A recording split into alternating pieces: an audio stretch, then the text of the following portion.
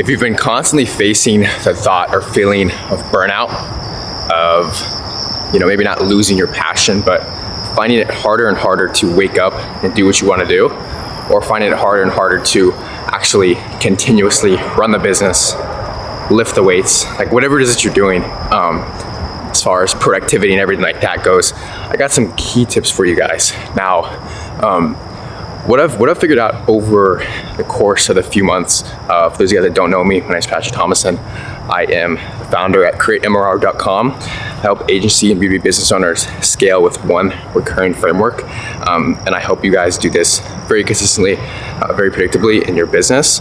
And this is something that I've been doing for a minute. I've been kind of perfecting the craft on it, but a lot of you guys are asking like, how do you deal with that? And I would say the best way sort of like to deal with the productivity issues and the burnout issues is to just make whatever you do a rhythm. Like if you wake up every single day with the same rhythm, if you wake up every single day and immediately hit the same activity, you will always win. Now, when I wake up in the morning, every single day, I make a YouTube video.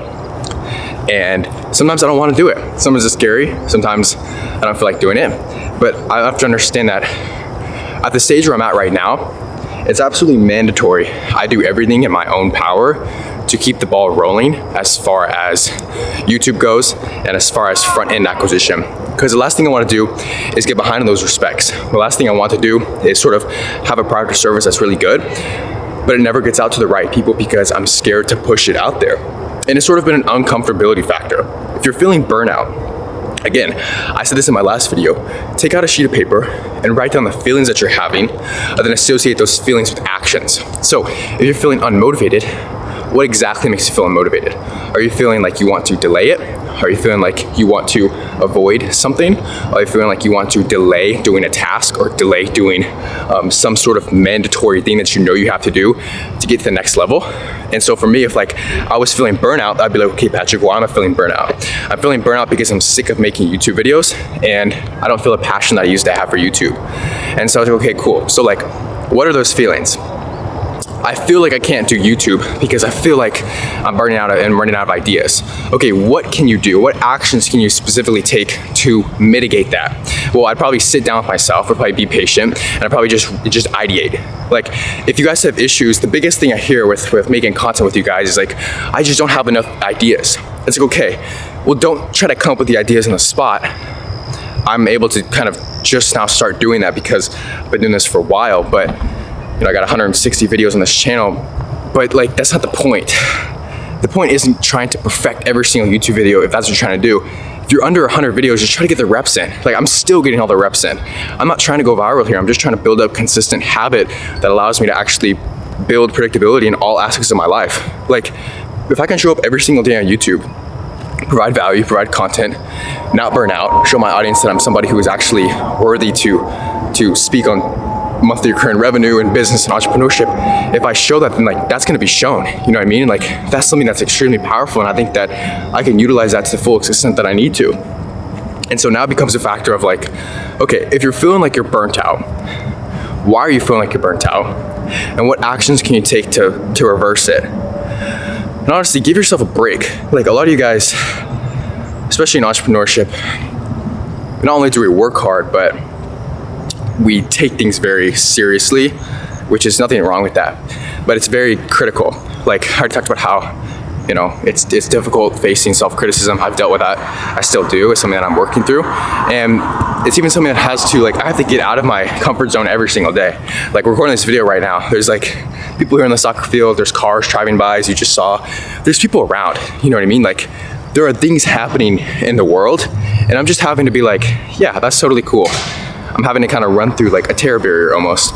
And so it's like, you have to be able to take this stuff, look at what's happening around you, and just say, this is okay. I understand I'm feeling this way, but what can I do to change that?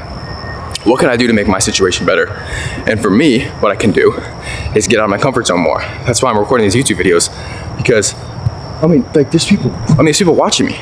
Like, not watching me directly, but people walking past me, people on the soccer fields, people doing this stuff. And it's like, you have to have this art of like, not everything's gonna be perfect, just let it go.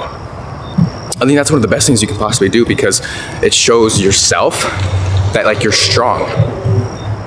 When you feel like burning out, simply because you've been doing the same action over and over again, it hasn't yielded you any type of result. And so you feel the burnout off of loss of progress. And so now you have to associate progress and results, or you have to now associate progress with no results. And the easy thing for me is like, look, if there's no active results that I'm getting based off doing XYZ, I'm still doing the reps, which is progress within of itself. Like if I make a YouTube video and it gets no views, or it gets 20 views, or it absolutely does really bad, it's like, that's fine and that's cool. But the result is in the action itself of getting up, building the habit, and recording the YouTube video, and not caring what other people have to say, and just putting your best foot forward every single day, and actually utilizing what you have. Like I have a freaking expensive camera. Like I spent $800 on the lens. You know, the camera itself is like $2,300. The mic is like $400, and it's like, it's not here to brag, but it's here to tell you that, like, remind yourself of the things that you've been doing for yourself. Remind yourself of the progress that you've been accumulating over the months or over the years, and just write out a list of every single thing that you've done, like month to date for your business or month to date for your activity that has been productive. And then look at yourself and be like, holy shit, that's amazing. Like, we get so wrapped up, and I do this too, the art of just comparing, constantly comparing of like, oh, he hit it this month, or she's dealing with this month, or like, oh my gosh, that's an amazing thing that happened for him, or like, oh my gosh, but we don't like brag to ourselves enough. And it's not like a narcissist type thing, but it's like, take account of your own victories, take account of what you've been doing every single day, and take account of what you've been doing in the past week that has gotten you progress. And then from there, you can look at like, okay, maybe I'm not so bad of a person. Maybe I'm not doing this all wrong. Maybe I actually am accumulating results. Maybe I'm actually doing something good with my life. And especially in business, like if you're not hitting the record month, you start to take on the self-image of somebody who's working so hard for the thing. You start to take on the self-image, and I've done this too. You take on the self-image of somebody who's just working 10, 12 hours a day, but is making no money. What if I told you you could work a quarter of that and make 15 times as much money as you would if you worked 12-hour days? I highly encourage you guys to pick up the book called U Squared. It's by Price Pritchett. Pretty sure I just botched his name. But it's called U Squared, and it's called the High Velocity Formula to Quantum Jumping, I think. And so in the book, he talks about, there's a story of a fly. He's sitting at a hotel, he's sitting in an inn, and he's on the rocking chair, and he hears buzzing to his right, and it's a fly. It's a fly on the window. And it's buzzing, it's expelling so much energy trying to hit through the screen, and it's going zzz, it's just hitting the screen over and over and over and over again, relentlessly. The buzz, the fly is just hitting the window. He's trying to get through. He's trying to get in the hotel, and the video pans to the left, and the door is wide open. The door is wide open, 10 feet away. And if the fly just took a step back, or I should say, took a buzz back. If the fly buzzed back a little bit, just for a little bit, just for 2 seconds, looked at a different opportunity, stopped beating his head into the wall, he'd be able to fly right into the hotel. And so he tells this story because it's like, many of you guys are working so hard. You're like the fly. And sometimes I catch myself being like the fly too. You just relentlessly beat your head in the window doing the same stuff over and over and over again. Most of the stuff that we do is actually habit. Most of the activities and topics that we accomplish and do every single day is just based off habit. You wake up, you brush your teeth. You wake up, you put on your shirt.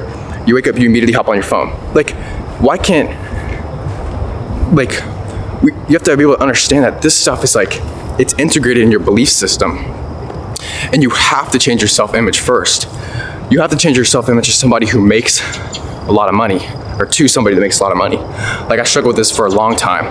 And it wasn't until like I stopped identifying myself with like the entrepreneur that works 15 hours a day relentlessly super hard. And then I started identifying myself with somebody who like works less, makes more, plays hard, plays smart. And so like, when I attributed myself with those traits, I understood that like, I'm feeling burnout. And if I can take a step back, Jocko Willing, I think, talks about this too. Just take a step back. Like, seriously, if you are feeling burnout, take a step back from the business, take a step back from whatever it is that you're doing, and then write down what you have been doing recently, and then next to it, in parentheses, put the level of if this has been helping you out.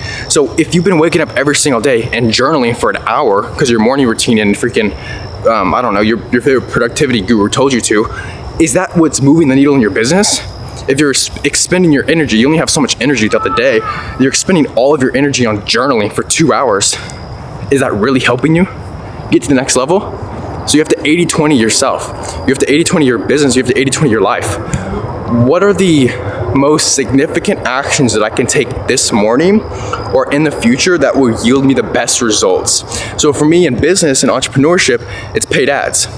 If I can spend 80% of my time focusing on 20%, which is paid ads, I can then freaking 800 times my lead acquisition. I can make more quality ads, and I can actually make ads that convert, and then my entire business as a whole does a lot better. But do you see how that's much more of a productive action than journaling for 2 hours a day in the morning? Do you guys see how, like, if you just categorize what you're doing as productive and non-productive, it'll make your life so much easier. So if you're facing burnout, I would assume, and I would greatly assume, you're doing a lot of non-productive actions that don't yield you the best results. So one of my clients told me this too a few weeks ago. He was having issues with this, and I said, look, okay, let's take a step back on your business. What has gotten you the most clients? He goes, well, paid ads. I go, okay, what's that mixed with though? Paid ads, okay, cool. What else did you do? I remember calling up the leads super quickly, is what he told me. I said, okay, cool. And then what else? Well, I also had a newsletter going on, an email newsletter every single day that helped nurture them. Okay, great. So if we focus 20% of our efforts on simply paid ads, newsletter, and then calling up the leads as soon as they opt in, guess what will happen to your business? You'll get a lot more clients. Instead, he was focusing on content too much, focusing on YouTube too much, focusing on back-end fulfillment. Talked about that in my last video, how to create a program so good prospects feel stupid saying no to, and how clients feel stupid for not joining earlier. Talked about that in my last video. So a lot of this stuff, just categorize MPA, non-productive actions, and PA, productive actions. And what are you doing? This is how you 80-20 your business. And it wasn't until I learned this skill, I mean, because I struggled with this for so long. Work 10, 12-hour days, and know how it feels. Get absolutely nowhere. Then you see the guy right next to you, who's this digital nomad, who makes like 5K a day, just because he's on his laptop like for 2 hours a day. You wanna know why? Because he's smart. He built out systems. He knows how to 80-20 shit. He knows how to stop brute forcing it, stop being like that fly in U squared, and actually take things to the next level. And he knows how to essentially systemize his business and de-commoditize himself. And that's kind of what I want to share with you guys. So make that list of productive actions and non-productive actions, PAs and MPAs, and then come back to this video, watch it again, and then it'll really stick with you. You really know what I'm saying. In other words, all you have to do is simply focus on what's been moving and driving the needle most, and what has been causing you to feel like you're burning out. Address it, understand it, acknowledge it, and then work through it. And I promise your life will be about 25,000 times better once you've identified what is making you feel burnt out and what you can do to counter that. See you guys in the next one.